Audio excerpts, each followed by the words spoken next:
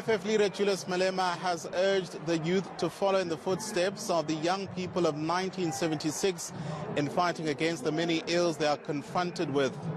The youth of South Africa, you must stop being complainants and say you are unemployed. You must be like the 1976 generation and stand up and fight these people who are stealing our jobs and fight these people who are stealing our land, because without land we will not have jobs. He utilized his speech to address obstacles hindering the advancement of the youth in South Africa. Today, we are fighting for data. That data must fall. Data is expensive in South Africa. We want data to fall because data is information.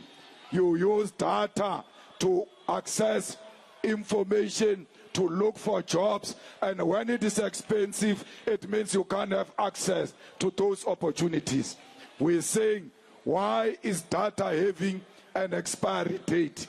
As if it's milk or bread. Data must never expire. Once you buy it, it must belong to you. The address also included criticism aimed at other political leaders. This KZN must never be reduced into some tribalistic province. Our people in KZN are not tribalist, and they do not belong to some old man who wants to use tribalism to win over the hearts of our people. This is a progressive province, and it will become one of the liberated zones very soon as we march into the future.